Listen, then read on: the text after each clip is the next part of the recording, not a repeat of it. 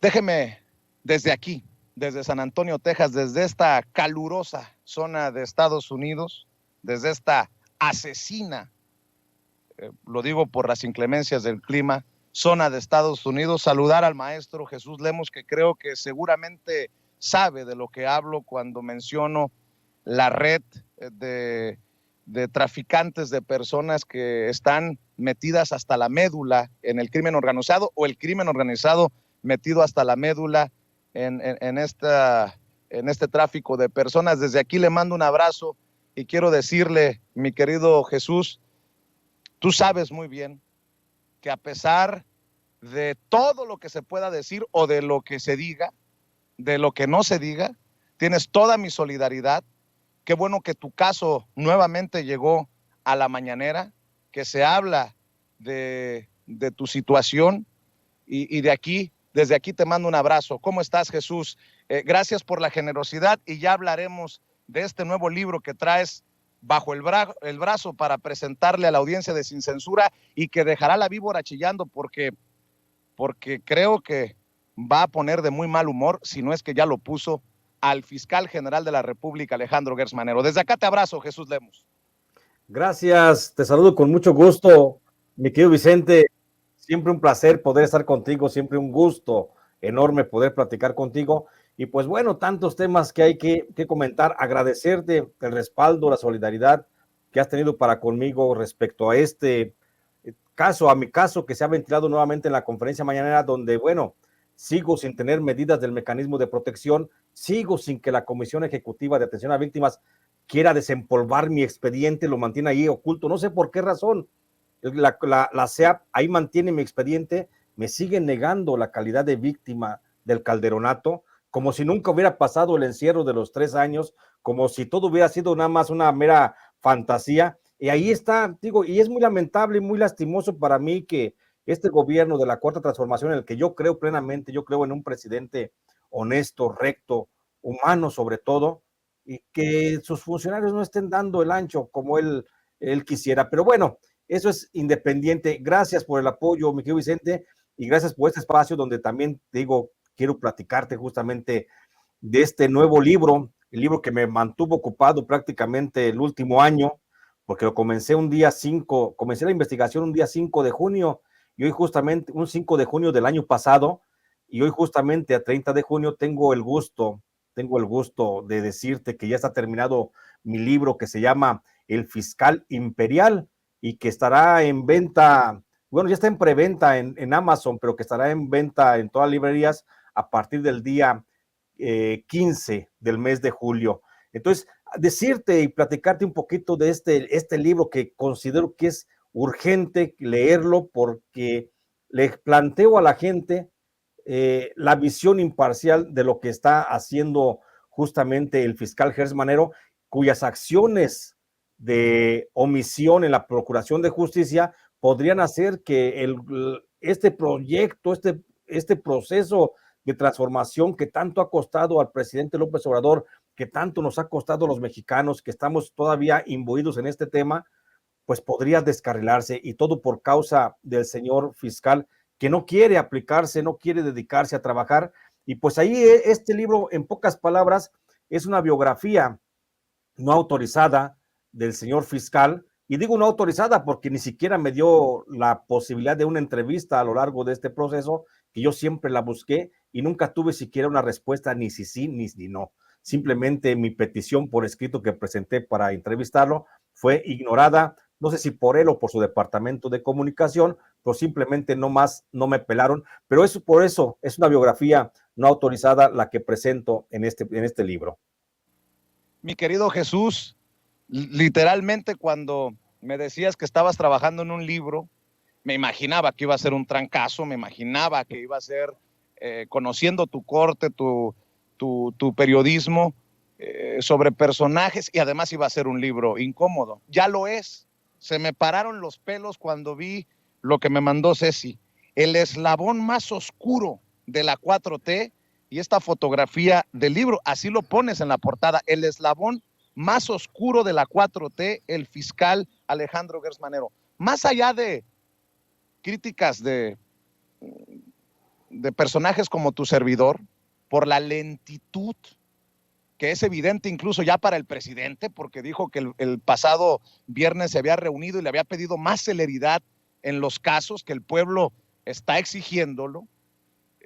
¿Por qué le llamas el eslabón más oscuro de la 4T? Pongamos la víbora a chillar, mi querido Jesús. No hay más razón para llamar que es el eslabón más oscuro que la realidad, mi querido Vicente.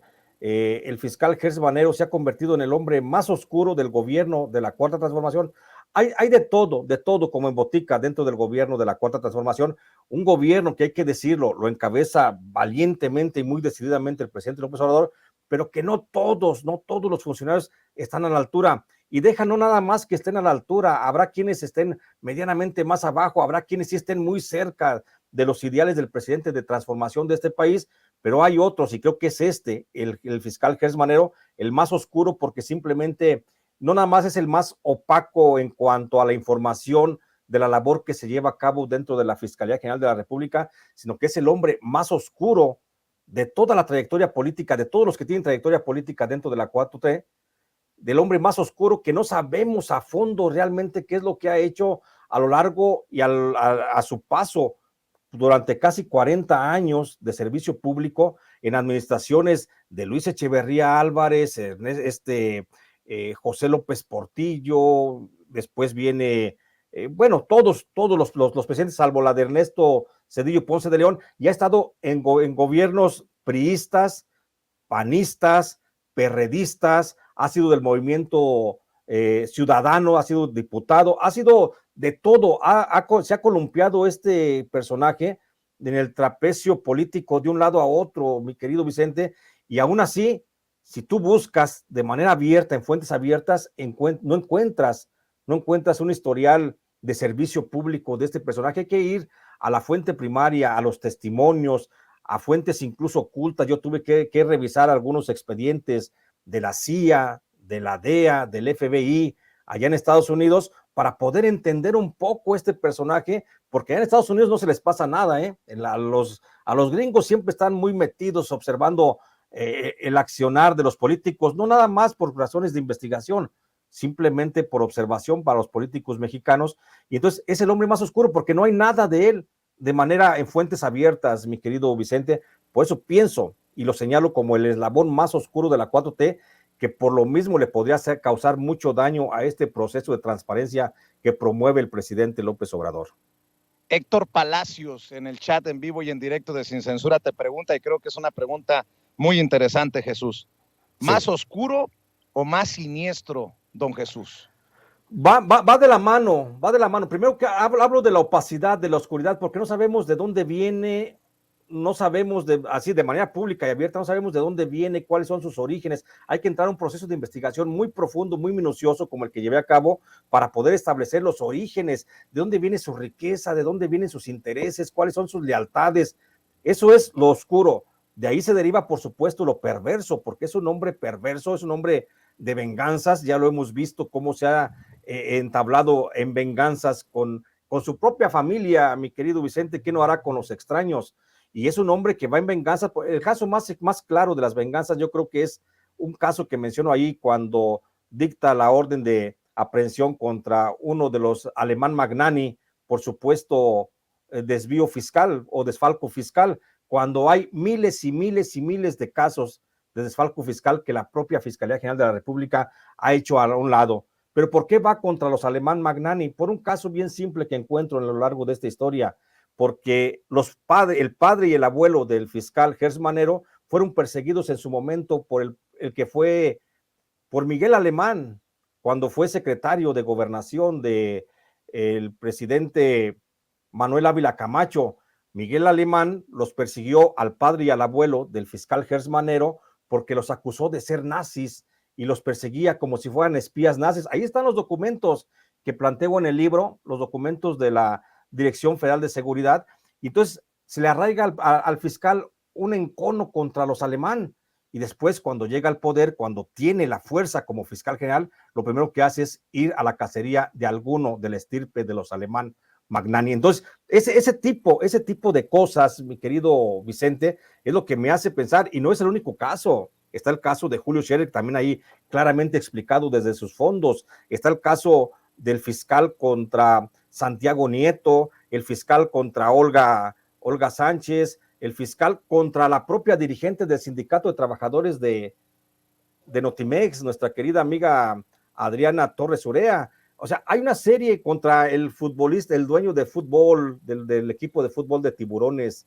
el señor Curi. O sea, hay una lista de casos en donde el fiscal evidencia sus rencores, sus fobias personales y utiliza la Fiscalía General de la República para sus venganzas. Y eso es lo que voy exponiendo, porque el presidente López Obrador ha dicho, y no podemos separar al presidente López Obrador del fiscal Gers Manero, porque el presidente representa toda una ideología, todo un compromiso de transformación y de servicio a la vida de los mexicanos, comparado con lo que hace el fiscal que utiliza el servicio público para sus venganzas personales, mi querido Vicente. Entonces, es el hombre más oscuro de la Cuarta Transformación y es el más perverso y el más vengativo. Ahí está el caso de doña Alejandra Cuevas, a la que encerró por más de 500 días en la cárcel de Santa Marta, Catitla, acusándola del delito de haber asesinado, decía él, a su hermano Federico. Es una historia, lo que cuento aquí en este libro, mi querido Vicente, es la historia personal de Gers Manero, la que tenemos que entender para poder entender lo que todos nos preguntamos cuando escuchamos al presidente López Obrador decir que no piensa cambiar de fiscal, que no piensa mover a Gers Manero, porque al final de cuentas Gers Manero le parece un hombre bueno. Y yo aquí lo planteo de cuerpo completo a fiscal Gers Manero con sus claroscuros, porque también ha tenido claros, por supuesto, quién es realmente Gers Manero y qué es lo que lo mueve en el servicio público. Me estás diciendo, no quiero poner palabras en tus labios, querido Jesús, que Gers Manero, el encargado de la Procuración de Justicia en México, procura la justicia dependiendo de sus intereses o de estos, es de alguna manera representante de esos intereses creados de los que muchas veces habla el presidente Andrés Manuel López Obrador. Es el prototipo de funcionario público contra el que el presidente López Obrador lucha todos los días, mi querido Vicente. Eso es lo que estoy diciendo, me lo estás entendiendo perfectamente. Lo que te quiero decir que es el personaje típico del que la Cuarta Transformación ya no quiere saber nada, y sin embargo aún ahí está. Incluso déjame agregar una cosa que mencionaba hoy el presidente de la República, el presidente López Obrador, que se me hizo muy, muy interesante, cuando desde ayer tachó a Carlos Alarraqui, el vocero de la ultraderecha, lo tachó de un pensamiento hitleriano, independientemente de que dijo el presidente López Obrador, Hitler ya no está, pero el pensamiento, las ideas continúan. Y entonces ese pensamiento hitleriano del que se quejó el presidente López Obrador, que tienen algunas gentes de la ultraderecha, como el propio Carlos Alarraqui, pues es el pensamiento que priva en el fiscal Gers Manero por una sola razón, mi querido Vicente. No lo digo yo, lo dice la Dirección Federal de Seguridad de aquel tiempo, de que en el seno de la familia del fiscal general de la República lo que privaba era el pensamiento nazi, porque su abuelo y su padre fueron investigados como espías, como agentes del nazismo en México, como promotores de las juventudes hitlerianas. 1942 estamos hablando, Vicente. Entonces, esta idea de ese pensamiento quedó arraigado, por supuesto, en la cabeza de este señor, del fiscal. No lo digo yo, lo dicen fuentes cercanas, gentes de su familia, mi querido Vicente, que son las que hablan y dicen, es que incluso el hermano del fiscal Federico muchas veces llegó a referirse a Adolfo Hitler como el tío Fito. O sea, ese tipo de pensamiento del que hoy se queja el presidente López Obrador de algunos ultraderechistas y conservadores, ahí está, y ahí prevalece dentro de la Cuarta Transformación, Vicente. Es el prototipo, como tú bien dices, el prototipo de los funcionarios públicos de los que la Cuarta Transformación ya no quiere saber nada, y ahí está. ¿Por qué razón está ahí, mi querido Vicente? En la madre, con las declaraciones que nos acabas de dar, mi querido Jesús Lemus, en la madre, es lo que puedo expresar. Y ya que hablas de expedientes, dices, entendí bien que revisaste expedientes de la CIA estadounidense. ¿Cómo ven a Alejandro Gers Manero? ¿O qué se dicen estos expedientes que encontraste? Porque, pues, por ejemplo, la autoridad estadounidense nos está desnudando a un Genaro García Luna, una autoridad estadounidense ha buscado y encontrado a un Thomas Yarrington por sus vínculos con el crimen organizado. ¿Qué se dice del hoy hombre de acero o el fiscal imperial, como le llamas tú, del presidente, bueno, de la Cuarta Transformación, porque ya dejó de ser del presidente Andrés Manuel López Obrador per se? ¿Qué se dice del lado gringo? Lo que se dice en algunos de los expedientes que pude tener acceso, mi querido Vicente, y que tengo, pues por supuesto, respaldo y copias de ellos, lo que se dice es que Alejandro Gertz Manero, y ahí se establece claramente, Alejandro Gertz Manero fue un hombre de confianza, de mucha confianza para el gobierno norteamericano hacia 1975, cuando inició en México el combate a las drogas, cuando la verdadera lucha contra el narco comenzó en México, cuando fue el origen, la génesis del combate al crimen organizado, a la delincuencia que representaban los cárteles, con la llamada Operación Cóndor.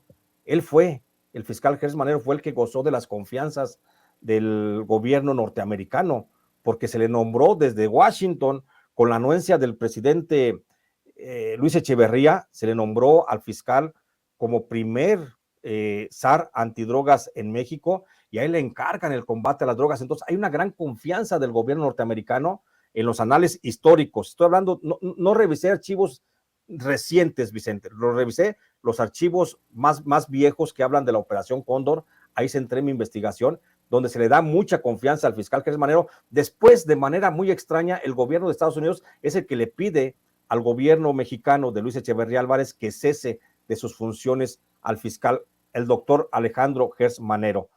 Se le tenía confianza, después se le pierde la confianza, y se le pierde la confianza porque el fiscal Gertz Manero desde siempre ha mantenido esa actitud autónoma, indolente, simplemente no atiende ninguna instrucción, se maneja siempre él solo de forma independiente, y hubo un momento en que decidió no atender las instrucciones desde Washington para el combate al narcotráfico en México, y es cuando el gobierno norteamericano le pierde la confianza y le pide al gobierno de Luis Echeverría Álvarez que lo destituya del cargo. Eso es lo que te puedo decir, que de lo que hablan algunos de los expedientes de Estados Unidos, de la CIA concretamente, de que hubo un momento en que tuvo mucha confianza, como la confianza que se le tuvo a Genaro García Luna, pero también hay un momento en que dice Estados Unidos, este fiscal antidrogas ya no está dando resultado, necesitamos cambiar a otro, y es cuando viene la suplencia de Gertz Manero. Pero a lo que hay que decir de manera puntual es que si hay un responsable en México de la guerra contra el narco, aunque la guerra contra el narco casi siempre se la atribuimos al periodo de Felipe Calderón del 2000 al 2012, en realidad la guerra contra el narco comenzó desde 1975 en México, y el principal impulsor, el que promovió la presencia, los movimientos del ejército en la calle, la presencia de los militares en las calles, fue realmente Alejandro Gertz Manero. Ahí está documentado, Vicente. Así es.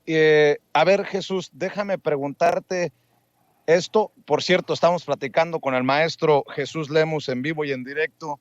Él, desde alguna parte del mundo, que siempre hemos cuidado sus ubicaciones por razones que usted conoce, sobre todo por los libros que ha sacado, El licenciado, Jaque a Peña Nieto y su imperio de corrupción, y sobre el fiscal general Alejandro Gertz Manero. Estamos platicando del lanzamiento del fiscal imperial. Lo publica HarperCollins en México, el eslabón más oscuro de la 4T, y firma el libro el maestro Jesús Lemus, de quien nos sentimos muy orgullosos, y siempre su trabajo admirado y respetado por la familia de Sin Censura. Ya está en preventa en formato digital a través de Amazon, me decías, Jesús, y bueno, pues muy pronto en todas las librerías de tradición para la gente que nos ve y nos escucha, tanto en México como en Estados Unidos. Mi querido Jesús, después de este libro, ¿qué? Después de pintar a Alejandro Gertz Manero con tu pluma, ¿qué? Porque el presidente Andrés Manuel López Obrador una y otra vez ha defendido al fiscal. ¿Tú crees que haya información en el libro que no conozca el presidente Andrés Manuel López Obrador ya?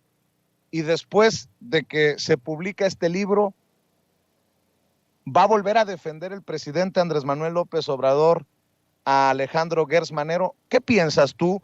Porque además es algo así como una encrucijada, ¿no?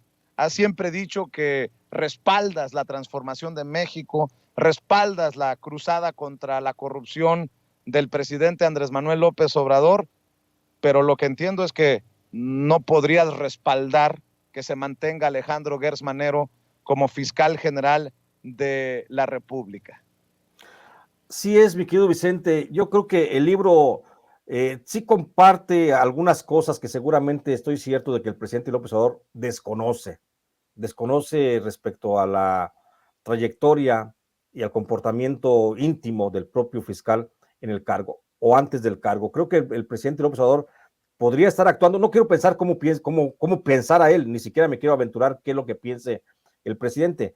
Lo que sí estoy cierto es que este documento, este libro, este trabajo de investigación, sí puede aportar, por supuesto, nueva luz para clarificar justamente cómo ha sido el desempeño de Alejandro Gertz Manero y podría tener información que el presidente podría estar desconociendo respecto a esto.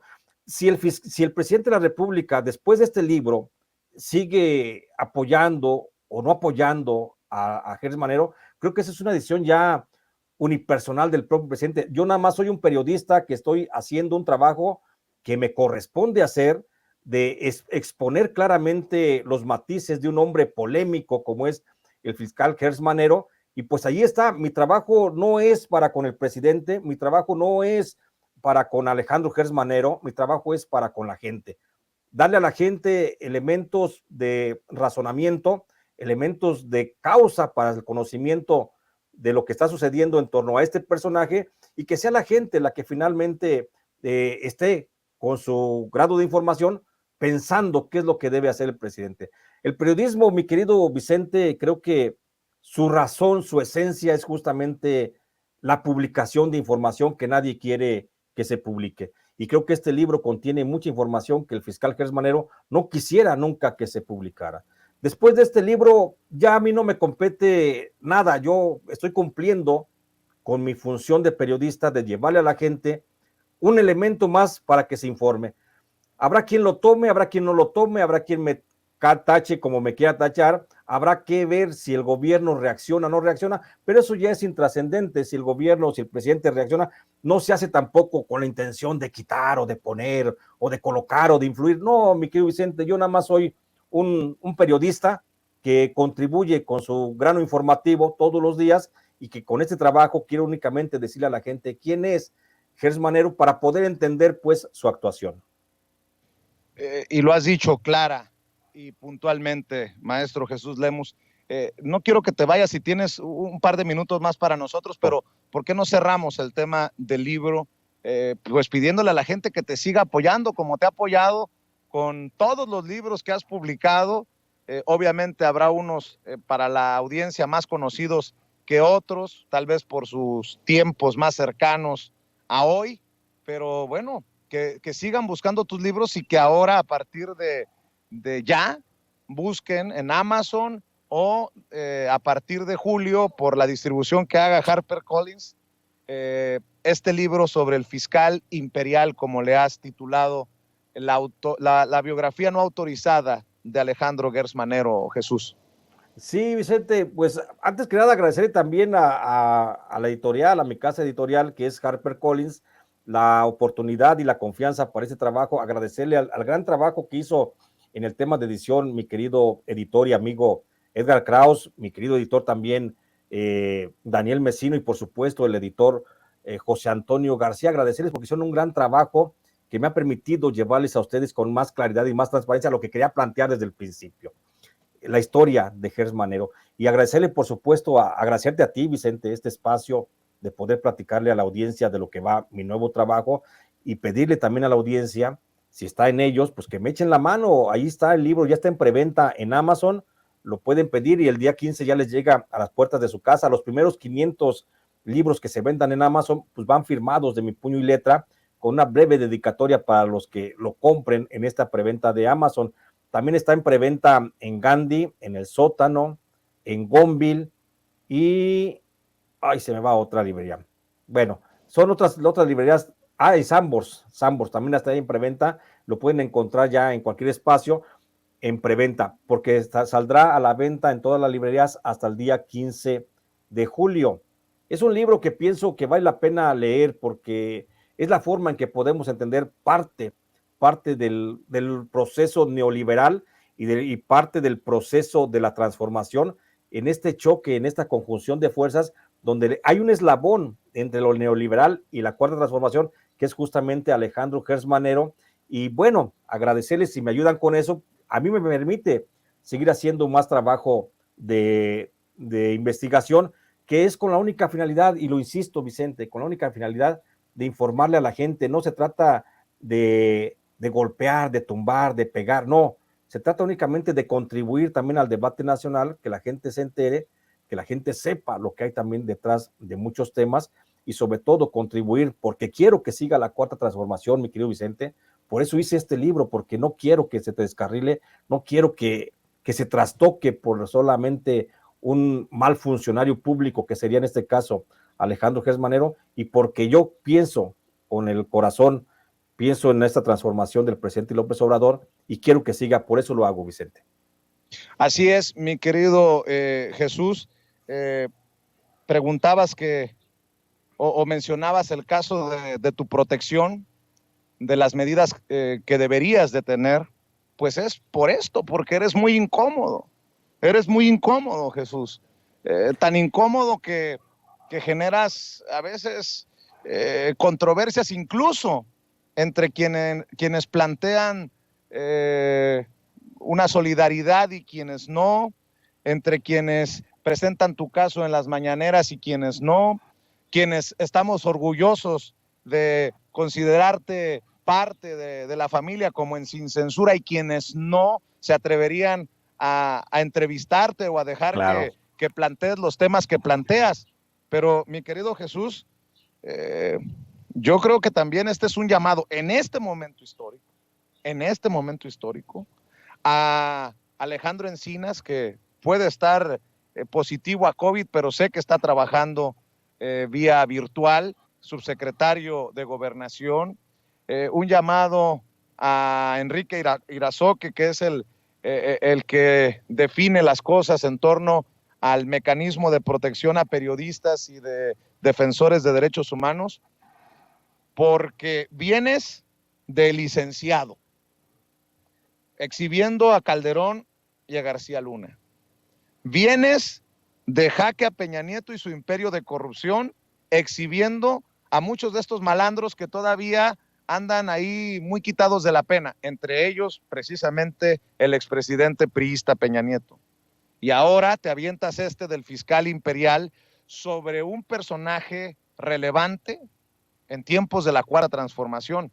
Si no hay elementos para brindarte protección, yo no sé qué esté ocurriendo. Jesús, yo solamente quiero hacer un llamado a las autoridades correspondientes para que se revise tu caso y para que se actúe consecuentemente. Por lo mucho que te respeto y por lo mucho que te admiro, quería decirlo otra vez públicamente. Yo, como beneficiado, como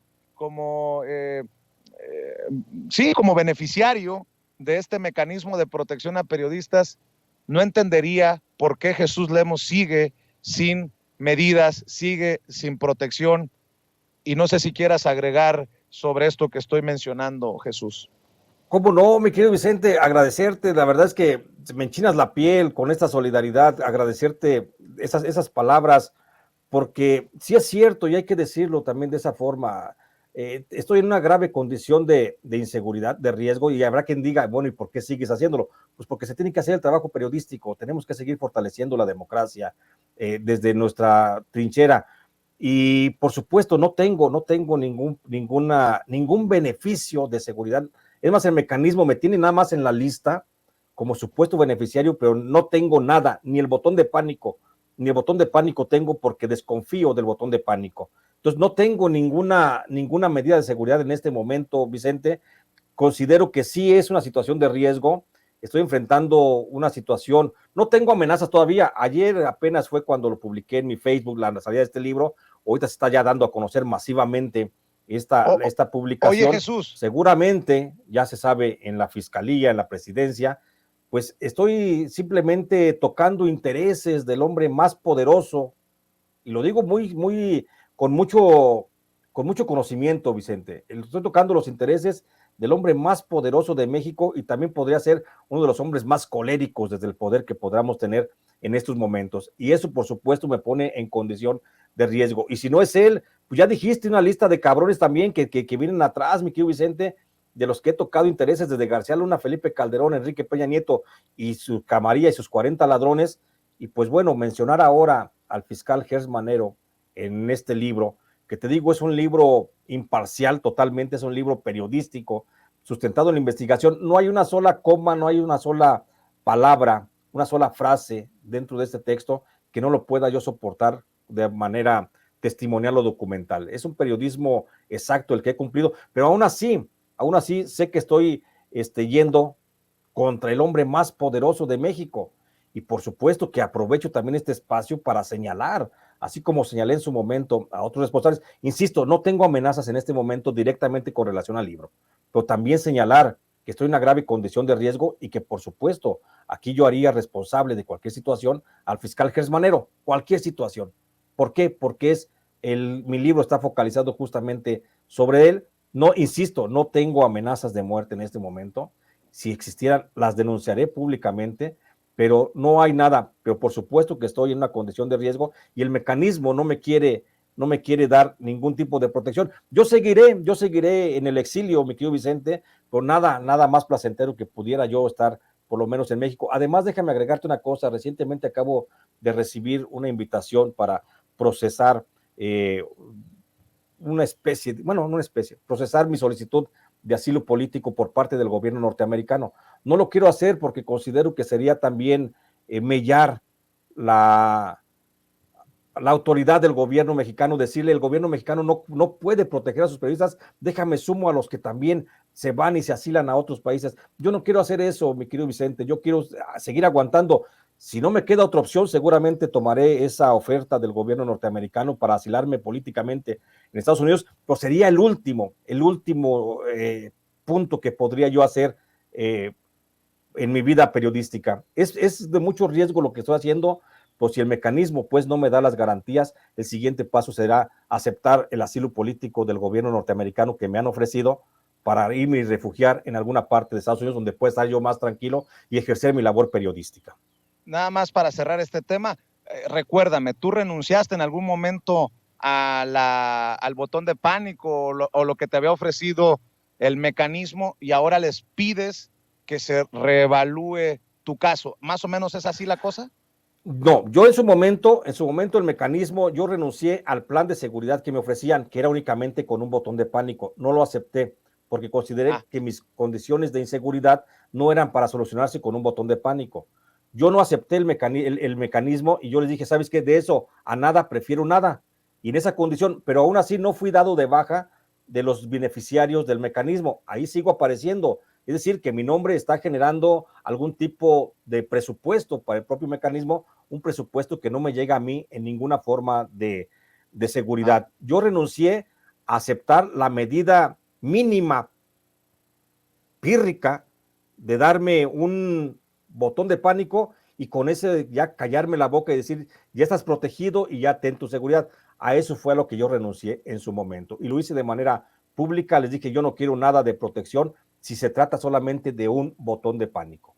Eso es lo que yo renuncié. Aclarado. En este momento, ¿perdón? Sí, no, aclarado para las personas que tenían dudas. Porque exacto. Yo recuerdo que habíamos platicado de este tema, no lo recuerdo si públicamente o personalmente, pero ahí está aclarado y la petición sigue tan vigente como antes, que no aceptaste el plan que te habían propuesto, como hoy que lo estás mencionando, mi querido Jesús. Así es, mi querido Vicente. Sí, oye Jesús, y aprovechando de tu generosidad, viste que el presidente Andrés Manuel López Obrador también confirmó la auto de formal prisión contra Luis Cárdenas Palomino, uno de los achichincles de García Luna y quien podría incluso haber estado en riesgo o estar en riesgo todavía de ese plan de García Luna para asesinar a posibles testigos en su contra en el juicio que iniciaría en octubre por allá en una de las cortes del Distrito Este de Nueva York. El presidente Andrés Manuel López Obrador vuelve a levantar polvo al confirmar este auto de formal prisión contra el lugarteniente de García Luna, Luis Cárdenas Palomino, quien torturó a Israel Vallarta en vivo y en directo en aquel montaje de Carlos Loret de Mola en las pantallas y en los micrófonos de Televisa. Dame tu punto de vista, tu opinión, tu comentario sobre esto, Jesús, si me permites, para cerrar. Sí, claro, con mucho gusto, Vicente. Yo considero que lo que hoy señala, hoy da a conocer de manera abierta el presidente López Obrador de que Cárdenas Palomino fue ratificada su orden, su auto de formal prisión, pues bueno, recordemos que Cárdenas se había amparado contra la orden de aprehensión por el delito de tortura. Un juez, más bien un tribunal colegiado le dice, no, si hay fundamento para seguir con el proceso de encarcelamiento bajo la acusación de tortura, y esto es, pues, en primer lugar, creo que esto es justicia divina, mi querido Vicente. No puedes dejar soltar a la calle a un torturador de la calaña de Luis Cárdenas Palomino, quien seguramente, y hay que decirlo también, quien seguramente estará también por quererse perder y esconderse en alguna parte del mundo, pero también tiene mucha seguridad allí en la cárcel donde está. No se le desea a nadie la cárcel, y menos yo le puedo desear a nadie la prisión, pero creo que viendo por la seguridad de Cárdenas Palomino, creo que está más seguro ahí en la cárcel federal en la que se encuentra, porque sobre él hay una sentencia de muerte por el hecho de que Genaro García Luna está buscando a toda costa pues eliminar a los testigos. Además, recordemos que el gobierno de Estados Unidos está solicitando en extradición a Luis Cárdenas Palomino para llevarlo procesarlo penalmente allá y utilizarlo también en el juicio que será en octubre, en el juicio de Genaro García Luna, que todavía está entreveremos, porque Genaro García Luna sigue intentando negociar, sigue en diálogos, de hecho, con la Fiscalía de Estados Unidos para ver si se acoge al programa de testigos protegidos, pero lo que pasa es que quiere nomás ser testigo protegido, pero no quiere poner a un jefe a quien estaba por encima de él en las negociaciones con el narco en el gobierno de Felipe Calderón, porque sin duda alguna sería Felipe Calderón el siguiente procesado en Estados Unidos. Luis Cárdenas Palomino quiere ser testigo de Estados Unidos, quiere protegerse, no quiere terminar los días de su vida en la cárcel, pero no quiere pues poner todavía a este señor, a Felipe Calderón, porque es evidente que con él compartía las ganancias del narcotráfico. Entonces, las cosas están dando muy interesantes ahí en ese sentido. Luis Cárdenas Palomino creo que le conviene, perdiendo creo que gana mucho, perdiendo este amparo y quedándose en la cárcel gana mucho, porque al menos está considerada la seguridad para preservar la vida y por lo menos no está tampoco de filo para irse a Estados Unidos y presentarse como testigo protegido contra su jefe, el señor Genaro García Luna. Querido Jesús, te abrazo, te respeto, mi reverencia, Jesús, por tus huevotes, por tus libros, hombre, por mostrarnos el camino de la valentía, sin llegar a ser un kamikaze, el camino de la valentía. Tantos como tú necesitamos, más Jesús Lemus, menos Loret, más Jesús Lemus, menos López Dórigas, más Jesús Lemus. Dejémoslo así, mi querido Jesús, y ojalá que sea este libro del fiscal imperial, la biografía no autorizada de Alejandro Gertz Manero, el eslabón más oscuro de la cuarta transformación, como lo has subtitulado, un hitazo como lo ha sido el licenciado y como lo ha sido Jaque a Peña Nieto y su imperio de corrupción. Desde aquí, tú sabes que lo que se ofrezca, humildemente, aquí lo tienes. Lo poco que tenemos, aquí lo tienes a tu disposición, maestro. Gracias Vicente, te abrazo, me dejas sin palabras y así me quedo. Te quiero mucho, gracias. Yo también, eres bien correspondido. El maestro Jesús Lemus, presentando su libro y dándonos sus opiniones aquí en Sin Censura, opiniones que dejarán la víbora chillando por sus críticas, por sus señalamientos y por sus cuestionamientos al mecanismo de protección a periodistas. por lo que acaba de decir sobre el caso de Luis Cárdenas Palomino y sobre todo por las declaraciones tan fuertes en torno a un Alejandro Gertz Manero que aquí ya lo habíamos en algún momento señalado. Tiene un largo historial Alejandro Gertz Manero, también en gobiernos neoliberales. Eso no se puede tapar con un dedo, no se puede tapar el sol con un dedo.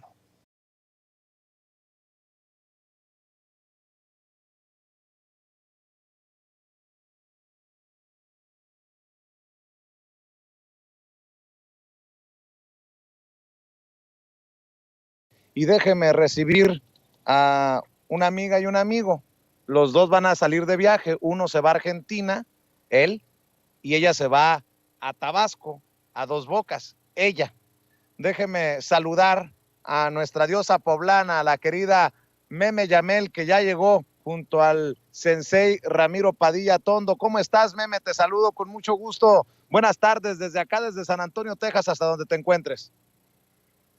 Mi querido Vicente, mi querida familia sin censura, mi querido Ramiro, bello, divino y precioso, les mando un abrazo a todos que nos están viendo y muchas, muchas felicidades, mi querido Vicente, porque yo sé que con todo el dolor del alma están ahí Toñito y tú en San Antonio, Texas, cubriendo esta tragedia migrante a la que todos, al menos desde esta trinchera, hemos dado seguimiento y que las cifras son cifras, pero la gente ahí eran sueños, eran ilusiones, eran oportunidades que se perdieron, oportunidades para muchos, no solamente para el individuo, para el migrante, sino para su familia. Entonces, muchas felicidades por la cobertura, porque sé que especialmente para el equipo de Sin Censura, para Toñito, no es fácil. Entonces, muchas felicidades con lo que están haciendo.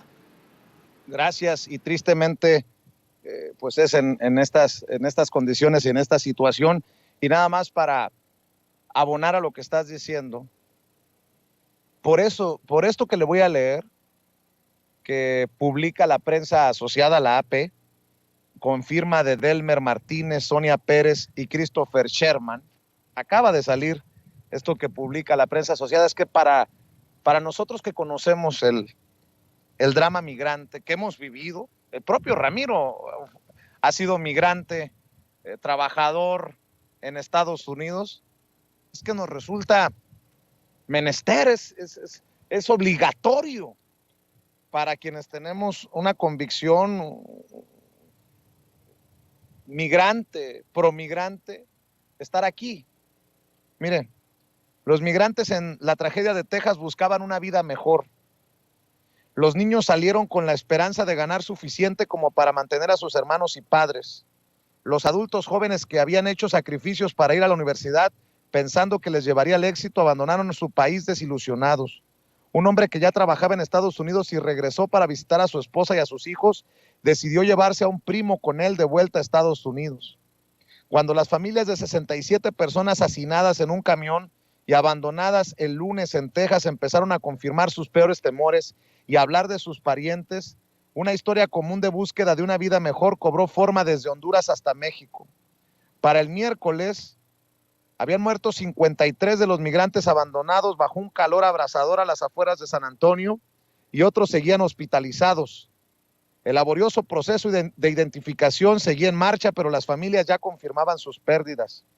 Entre los muertos había 27 mexicanos, 14 hondureños, 7 guatemaltecos y 2 salvadoreños. Así lo ha indicado Francisco Garduño, el jefe del Instituto Nacional Mexicano de Migración. Todos pusieron sus vidas en manos de contrabandistas. Las noticias sobre el remolque lleno de cadáveres horrorizaron a ciudades y poblados acostumbrados a ver cómo los jóvenes se marchan para huir de la pobreza o la violencia en Centroamérica y México. En Las Vegas, no en Las Vegas, Nevada, en Las Vegas, Honduras, una localidad de unas 10,000 personas situada 50 millas al sur de San Pedro Sula, Alejandro Miguel Andino Caballero, de 23 años, y Margie Tamara Paz Grajeda, de 24, creían que el título de él en marketing y el de ella en ciencias económicas les abriría la puerta a la estabilidad económica. Los jóvenes que eran pareja desde hacía casi una década pasaron los últimos años aplicando empleos en empresas, pero una y otra vez se veían rechazados. Llegó la pandemia, varios huracanes devastaron el norte del país y ellos se vieron cada vez más desencantados. De modo que cuando un pariente de Andino Caballero que vivía en Estados Unidos se ofreció a ayudarles a él y a su hermano menor, Fernando José Redondo Caballero, de 18 años, a financiar el viaje al norte, estaban listos para marcharse. Se supone que cuando las personas tienen un grado académico más alto deberían obtener más oportunidades de empleo porque para eso se esfuerzan, estudian, dijo Karen Caballero, la madre de los hermanos. Ella no se vio capaz de retenerles más tiempo, igual que a Paz Grajeda, que vivía con Alejandro en casa de su madre y a quien Caballero consideraba como su nuera, aunque no se habían casado. Lo planeamos todos como familia para que ellos pudieran tener una vida diferente, para que lograran metas, sueños, explicó la mujer. Cuando salieron de Las Vegas el 4 de junio, Caballero les acompañó a Guatemala. Desde allí los 3 jóvenes fueron conducidos de forma ilegal a través de Guatemala y después México en la parte trasera de varios camiones. Yo creí que las cosas iban a salir bien. Quien sí se mostró un poco temeroso fue Alejandro Miguel. Me dijo, mamá, si nos pasa algo. Yo le dije, nada va a pasar, nada va a pasar. Usted no es el primero ni el último ser humano que viaja para Estados Unidos. Caballero,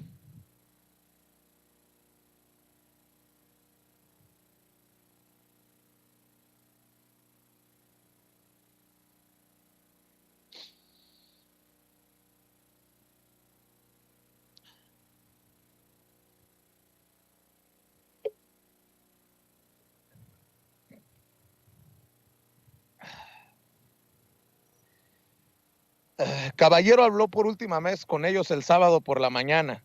Le dijeron que habían cruzado el río Bravo en Roma, Texas. Se dirigían a Laredo y esperaban salir el lunes hacia el norte con dirección a Houston. El lunes acababa de llegar a casa cuando alguien le dijo que encendiera el televisor. Me costó procesar, dijo, cuando vio el reporte sobre el camión en San Antonio.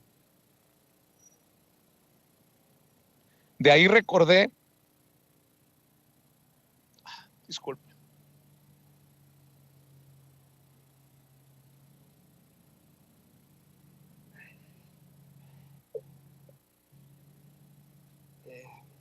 De ahí recordé cómo había sido la manera de viajar de mis hijos, que habían ido en camión desde Guatemala y todo el trayecto de México. Está bien, está bien.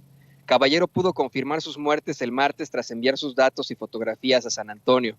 Alejandro Miguel era creativo, jovial, conocido por abrazar a todo el mundo y ser un buen bailarín.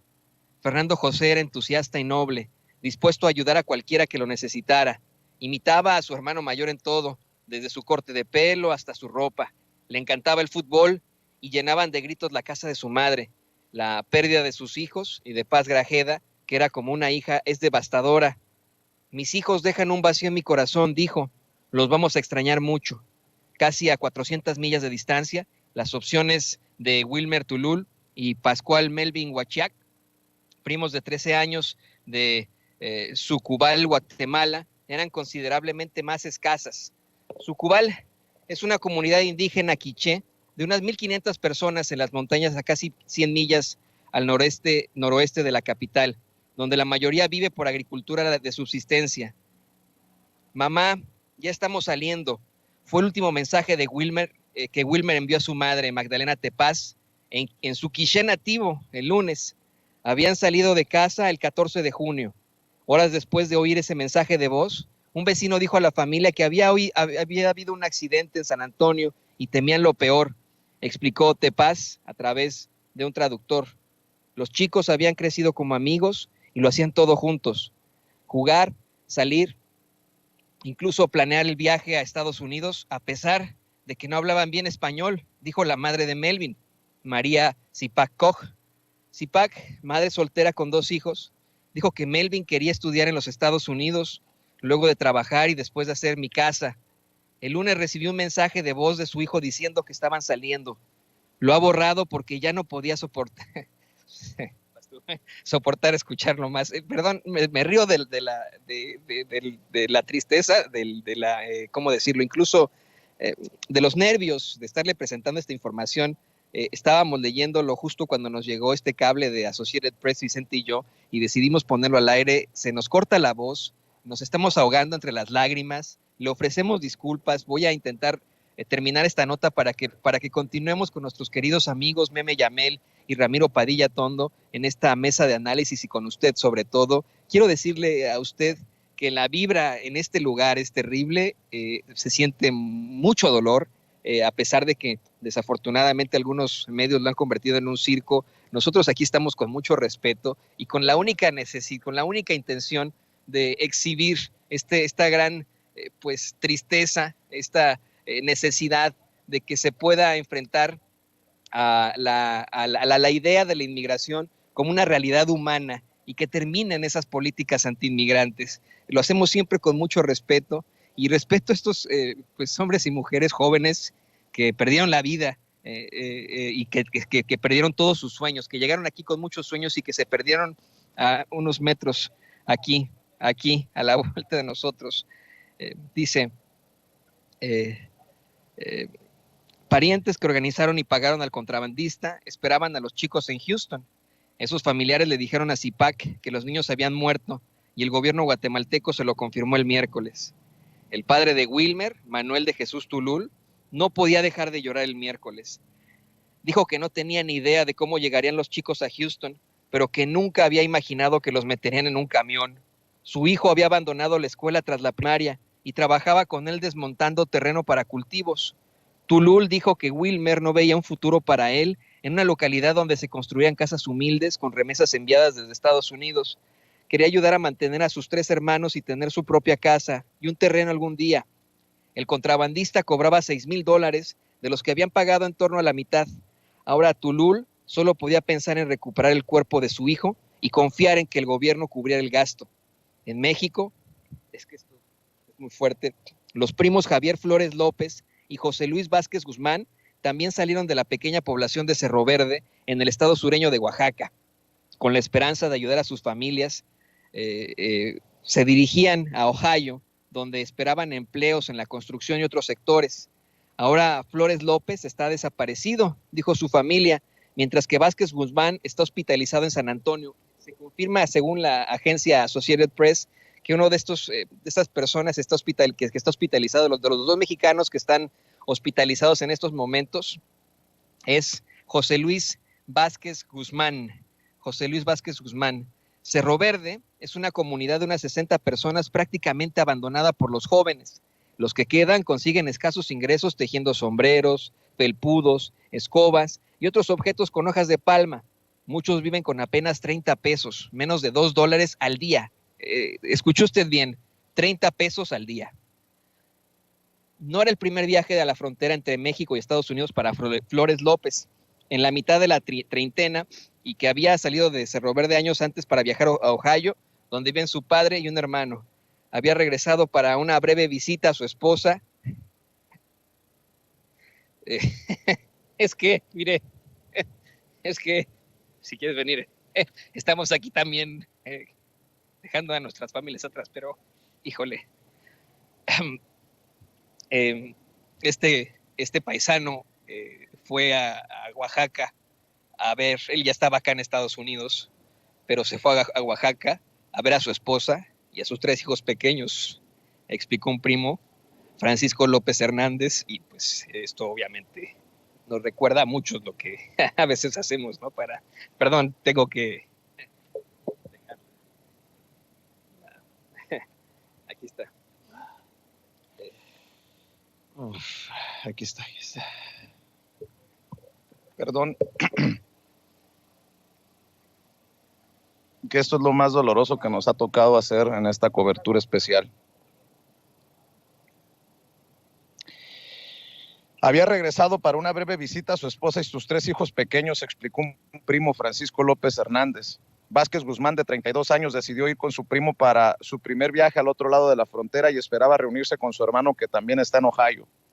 Aunque todo el mundo conocía los riesgos, mucha gente de Cerro Verde había llegado a salvo al otro lado de la frontera entre México y Estados Unidos con ayuda de contrabandistas. Así que la noticia fue una conmoción, dijo López Hernández. La familia cree que Flores López también estaba en el camión, pero aún espera una confirmación.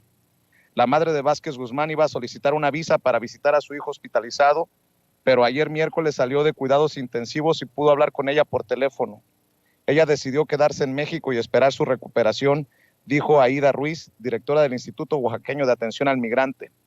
López Hernández dijo que la mayoría de la gente recurre a los que ya han llegado a Estados Unidos para que les manden dinero para el viaje, que suele costar unos $9,000. Son muchos riesgos. Los que sí tienen la suerte, la fortuna de llegar allá, pueden trabajar, hacerse de sus bienes, dijo. Y así termina esto que hay que reconocerle. La prensa asociada es un periodismo imparcial, sin golpeteo político y enfocado en lo que deberíamos de enfocar el periodismo sobre el fenómeno migratorio en las personas. Y le ofrezco una disculpa a usted por nuestra cobardía en ocasiones, pero, caray, hasta ahora tal vez nos ha golpeado de sopetón en la cara la magnitud de esta tragedia, y uno piensa en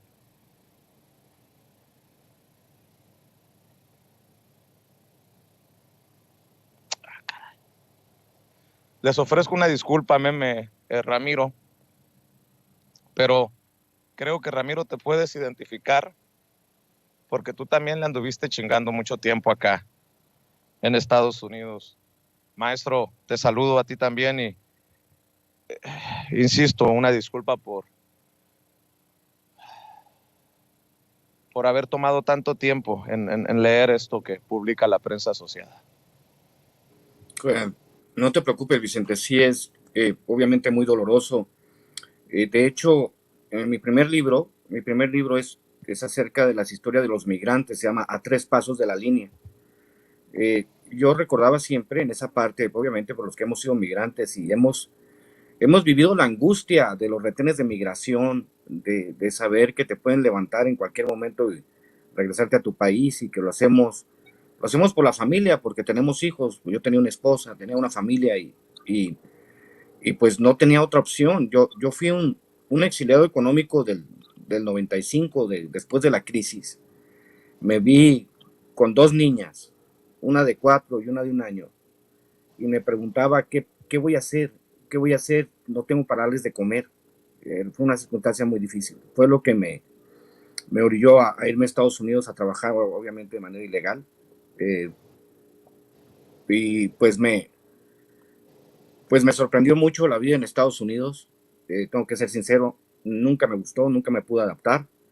Es por eso que yo en el 2018 decidí regresar a México y ya, pues obviamente sí trato de visitar a mis hermanos migrantes que nos piden que vayamos a Estados Unidos, para que no estén solos.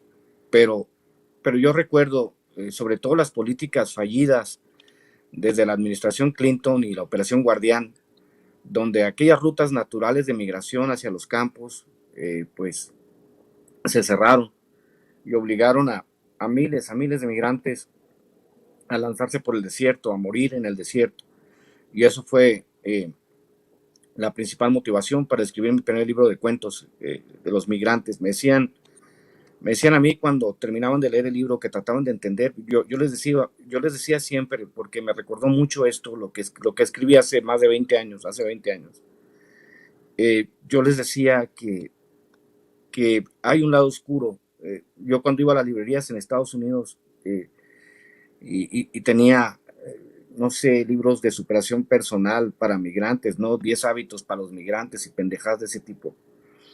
Y yo decía, ¿por qué no estamos retratando la otra parte como esta inmensa tragedia de personas que quieren llegar a otra vida y que nos dejamos el cuerpo y el alma en Estados Unidos? Mira, yo siempre le enseñaron, mira, este dedo me lo volvieron a pegar después de mi trabajo en la construcción, estoy lleno de cicatrices, este hombro ya no me sirve por mi trabajo en la construcción en Estados Unidos. Yo entiendo, y cuando voy a Estados Unidos y veo a mis paisanos trabajar de sol a sol, 2 o 3 trabajos para trascender su condición, para trascender esa pobreza a la que bastantes gobiernos mexicanos nos condenaron, pues no puede uno dejar de pensarlo y de emocionarse, porque sí, yo estuve la mitad de mi vida en Estados Unidos y al menos yo no tuve que cruzar por el desierto, pero sí viví siempre no sé, mucha gente debe entenderlo, cuando se vive indocumentado en Estados Unidos es terrible, terrible vivir con aquella angustia. No te acostumbras a la angustia de saber que no es tu país, que no tienes manera de hacerte un patrimonio, que este asunto, por lo que veamos, por las tragedias, por estos carteles de tráfico de personas que les importa un carajo, por el chofer, por qué no les abrió la puerta, o sea, todo pasa por tu cabeza y te pones a pensar, y yo también lo dije cuando escribí el libro, que todos son hijos de alguien, hermanos de alguien, padres de alguien, no son personas desconocidas.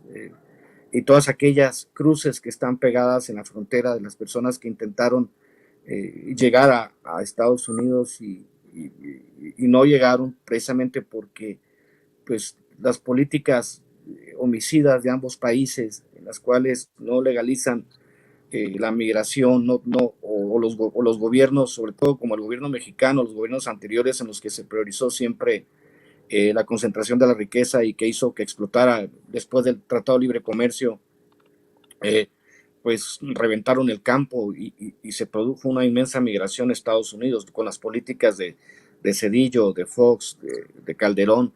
No tienen vergüenza ellos al tratar de querer colgarse de algo que ellos provocaron. Entonces, desde aquí te digo, Vicente, Toño, mi solidaridad con las familias de los migrantes. Yo me estoy aguantando, así como los machos, porque me reconozco en ellos, me reconozco en esos rostros, en esa parte de ver que yo también tuve una vida muy parecida a esa, y saber, por ejemplo, que mi familia no me va a volver a ver, hubiese sido terrible para ellos también, porque Claro. jugamos a la ruleta muchas veces por darle una mejor vida a nuestras familias, pero les deseo pronta resignación a las familias de los que fallecieron, y decirles que sí, nos reconocemos en ellos, y todo, sobre todo toda la comunidad migrante en Estados Unidos, los más de 10, 12, 15 millones de mexicanos, y sobre todo los centroamericanos también, que han huido de países que ha destruido Estados Unidos, y Estados Unidos primero destruye esos países y después no los quiere recibir. Entonces, pues pues hay un llamado a las autoridades para que entiendan que la vida solo es una. Yo, que no soy muy creyente, pienso que solo tenemos una vida, y la vida hay que aprovecharla, y qué terrible perderla de esa manera, mi querido Vicente. Así es, leo a Florina Zúñiga en el chat, dice: Vicente, ¿cuándo haces un programa de cómo viven los indocumentados ahí en Los Ángeles, drogos, pobres, viviendo en las calles? ¿Qué le parece, Florina, si me aviento no uno, sino 50 programas hablando de los muchachos, hijos de indocumentados que se gradúan de las universidades, de esa gente que vive apegada a su fe y respetando la ley, y que se la parte por 10, 20, 30, 40, 50 años en los campos agrícolas o en la construcción? ¿Por qué no le hago una serie de programas? Si usted así lo quiere, financiarlos, pues con mucho gusto. A lo que voy, Florina, hay muchas historias que contar, no solamente en Estados Unidos, sino allá en nuestros países. Pero si quiere generalizar, generalicemos en este sentido. La gran mayoría de nuestros hermanos migrantes es gente de bien, gente de respeto, gente a la que admiro profundamente, porque nadie me lo va a contar. Yo lo he visto, yo lo he sentido. Nadie me tiene que decir, Florina, creo yo, cómo contar la historia del migrante, porque a eso me he dedicado por más de 25 años. Meme, no sé si quieras agregar sobre este tema antes de entrarle a otros, y bueno, pues ya ves lo que provocas, mujer, ya ves lo que provocas. ¿Sabes por qué? Creo que hay que seguirlo provocando, Vicente. A mí me da mucho coraje que fue la tragedia y a la gente ya se le olvida. Dicen, ya pasó, ya. No, espérate, no pasó. No pasó. No podemos decir, ya pasó. Siempre pasa. Si ya saben, ¿para qué van? No.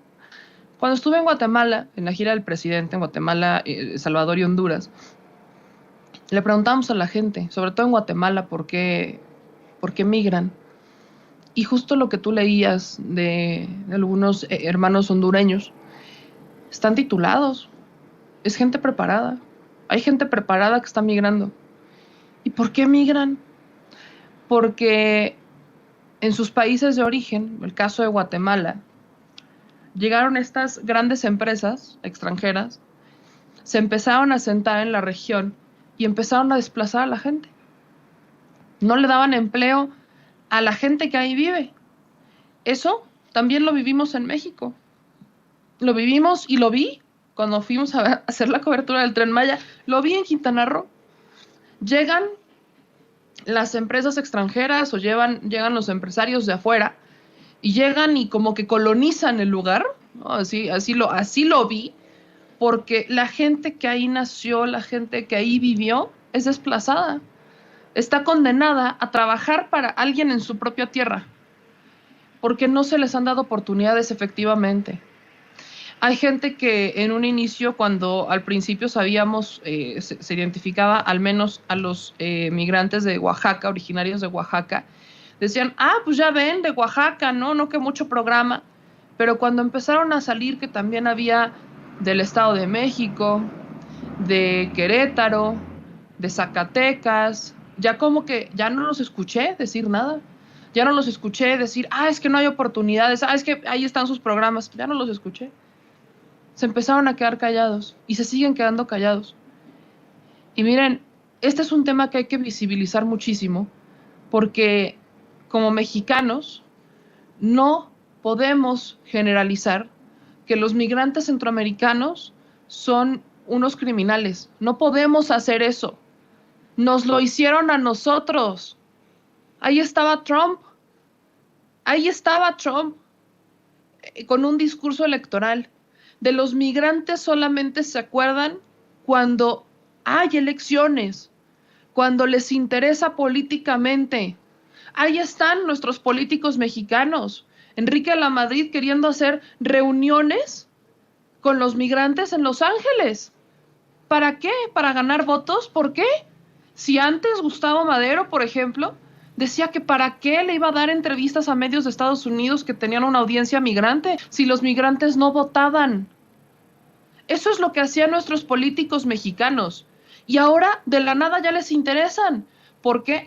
Porque vieron que un Andrés Manuel López Obrador va a Estados Unidos y lo reciben y lo aplauden.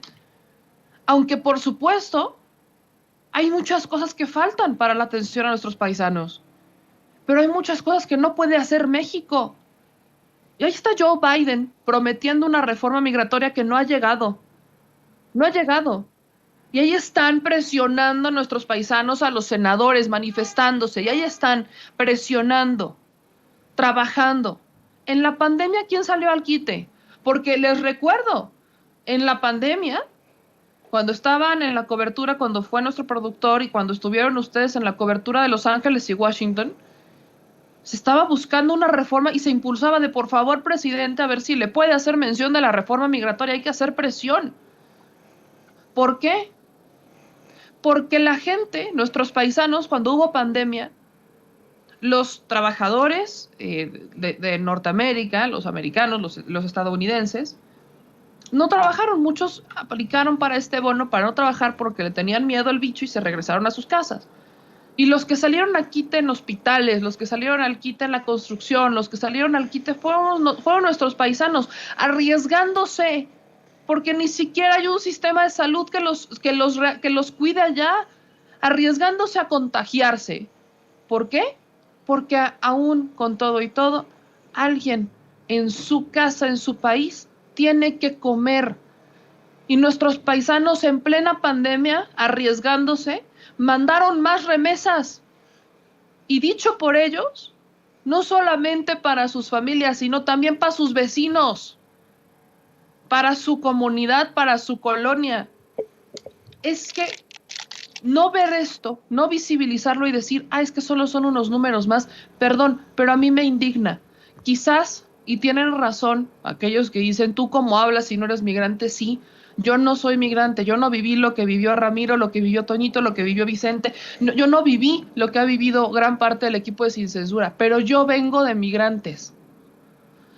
Y yo vengo de migrantes de mis abuelos, de los dos lados, que llegaron a este país sin nada. Y lograron no solamente construir para sus familias, sino también ayudaron a la gente y le extendieron la mano. Y yo veo esto que pasa y indudablemente me regresa a mi origen, a mi familia. Y por eso es que hay que visibilizar, porque sobre todo en México hemos vivido lo que es la discriminación, lo que es el racismo. Hemos vivido lo que es que te maltraten por no hablar el idioma. Y ahí están, no nos vayamos tan lejos, nuestros indígenas mexicanos, que no hablan español. Hay que abrir los ojos, gente. Hay que abrir los ojos. La gente que se va de su país, que sale de su casa, no sale porque, ay, ya me aburrí. No, no, no, no, no. Se llevan en su mochila, en su pequeña mochila, se llevan todas las ilusiones, se llevan todas las esperanzas de su familia entera, todas las oportunidades. Ese camión estaba lleno de esperanza, lleno de ilusión, lleno de oportunidades. Estaba lleno de ganas de algo mejor, estaba lleno de una voluntad. Y lamentablemente, yo se lo pregunté al cónsul de México en San Antonio, Texas ayer, que qué podían decir sobre esto, porque sigue pasando. No hay una reforma migratoria, no hay un avance. Y el cónsul me dijo que ellos no podían opinar sobre las políticas públicas de Estados Unidos. Y Javi Trujillo dice, ¿no? Racismo, los libaneses, te mamaste, meme Yamel. Sí, Javi. Hablo de los que llegaron, no de los de ahorita, Javi. Hablo de los que llegaron, de los abuelos, los que ya no están. De ellos hablo. De los que llegaron hablando un idioma diferente y que tenían que comunicarse con señas para que les dieran huevo o leche. Hablo de los que sí respetaban. Hablo de los que extienden la mano, Javi. De ellos hablo. De mi abuelo, por ejemplo. De ellos hablo. Y no generalicen, porque ese es el error que comete la gente. Generaliza. Generaliza brutalmente. Y eso es lo que pasa mucho en México. Que vemos, no logramos entender, no aprendemos las lecciones. Vemos nada más nuestro problema individual o la realidad actual, pero no estamos volteando a ver la colectiva. Y somos nosotros, muchas veces, xenófobos con quienes vienen de Haití, o con quienes vienen de Honduras, o con quienes vienen de Guatemala o de El Salvador, y los tratamos mal. No podemos generalizar. Efectivamente hay que reconocer cuando ellos han hecho muchas cosas, pero no podemos generalizar. No nos atrevamos a cometer los errores que han cometido con nosotros, y no olvidemos esta tragedia porque es una cruda realidad de no visibilizar. Tenemos que visibilizar porque nuestros paisanos no son invisibles. Y no porque yo no sea migrante y no me haya tocado, quiere decir que no me duele. Meme, precisamente va llegando una señora aquí y pidió apoyo porque quería poner estas banderas de México y Estados Unidos en esta ofrenda. Pásale, señora, que va trayendo aquí.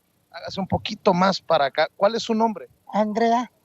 Andrea, la veo poniendo las banderas tanto de México como de Estados Unidos. Sí, esto es para que ellos respondan y tomen en cuenta de lo que uno sufre, de lo que uno batalla. Necesitamos el apoyo de los Estados Unidos para que los den una chance de arreglar, para no tener esta clase de desgracias. Deben de tomar en cuenta lo que uno sufre y lo que uno de veras necesita para sobrevivir. Los dos países tienen mucho que hacer. Los dos países son responsables de lo que pasa en el puente y las desgracias que pasan aquí en Estados Unidos. Gracias por su generosidad al parar aquí y que Dios la bendiga. Gracias a usted.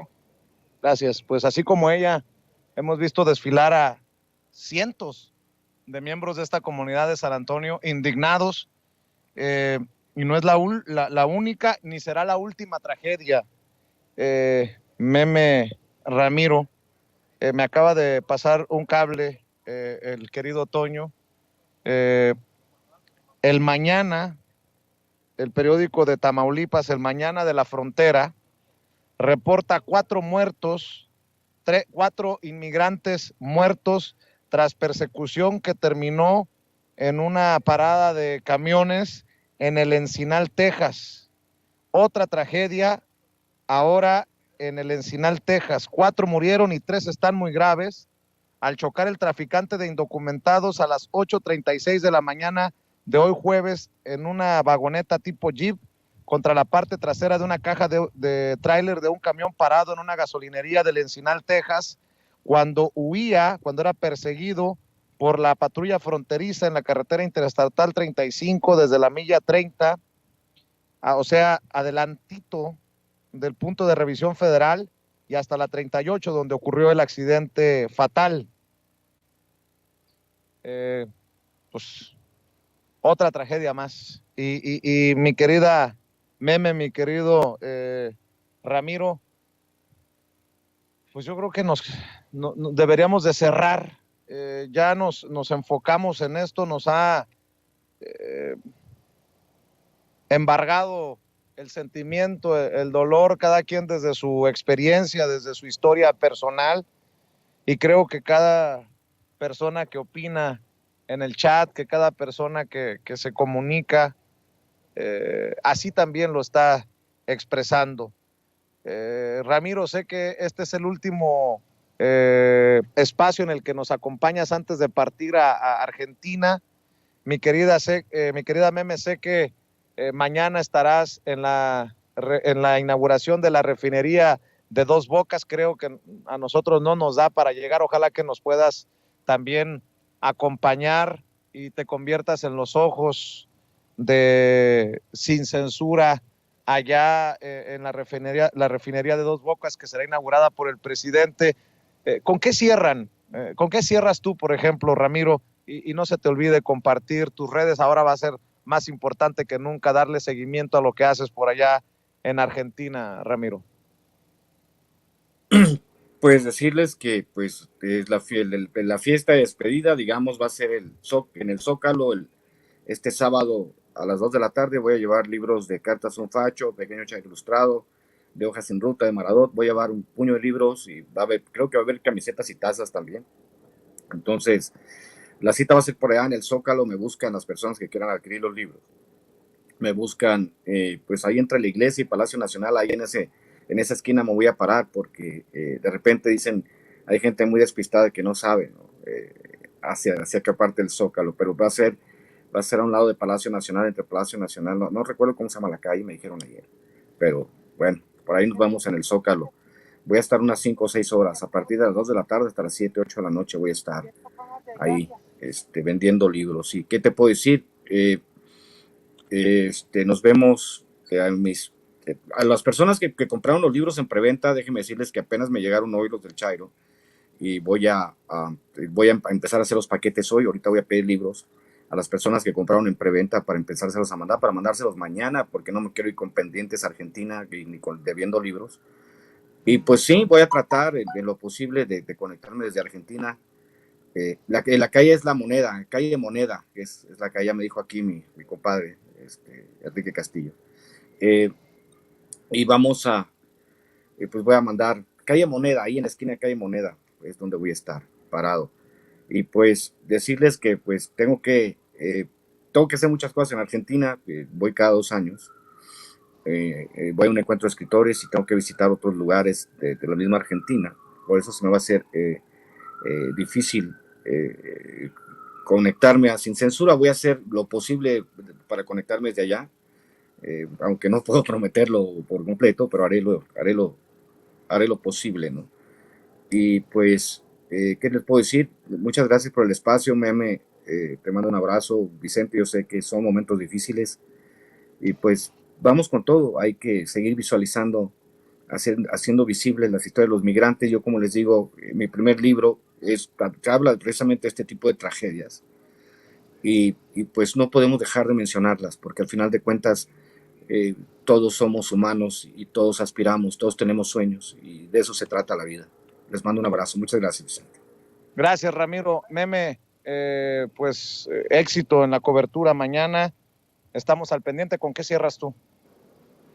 Pues sí, mañana nos vamos a Tabasco, vamos a estar también transmitiendo para acá, para Sin Censura, y vamos a estar haciéndolo de forma simultánea en nuestro canal. Entonces hay que cubrir que no solamente es la inauguración de la primera fase de la refinería de Dos Bocas, un proyecto muy importante para esta administración, para la administración del presidente López Obrador, sino que también va a ser su cuarto informe de gobierno, el cuarto informe oficial, sobre todo, o sea, oficial para el pueblo, porque se cumplen 4 años de la victoria histórica de Andrés Manuel López Obrador. Entonces, pues vamos a estar allá reportando para aquí, para Sin Censura, y también para nuestras redes en Al Chile. Y yo solamente cerraría diciéndole a la gente que cada migrante es una historia. No podemos generalizar.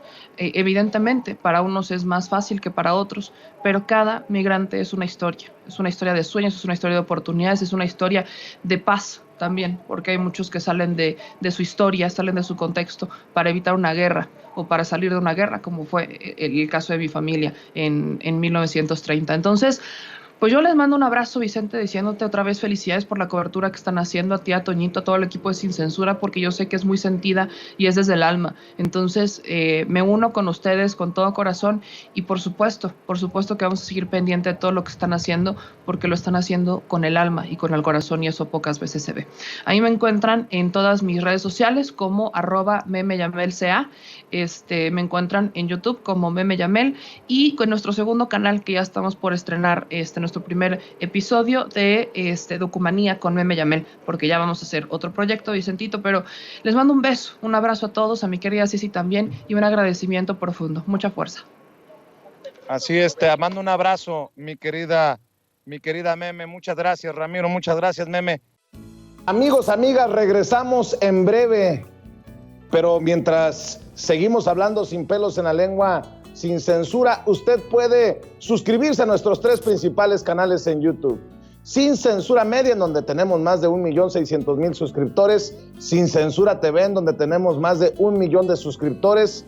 Y en Sin Censura Presenta, en donde queremos llegar muy pronto a los 100,000 suscriptores. Si usted ya está inscrito en Sin Censura Media, suscríbase en Sin Censura TV. Si ya está suscrito en Sin Censura TV y Sin Censura Media, suscríbase a Sin Censura Presenta. Recuerde que es gratis, no tiene que sacar un solo centavo de su bolsillo para apoyarnos. Dele clic en la campanita para que los señores y señoras de YouTube envíen las notificaciones cuando estemos transmitiendo en vivo y en directo o estemos subiendo videos. También nos puede seguir en Twitter en @_Vicente Serrano y hasta en Instagram. Ojo, también estamos en Instagram. Son nuestras redes sociales y con el apoyo de ustedes seguimos creciendo, porque con ustedes todo, sin ustedes nada.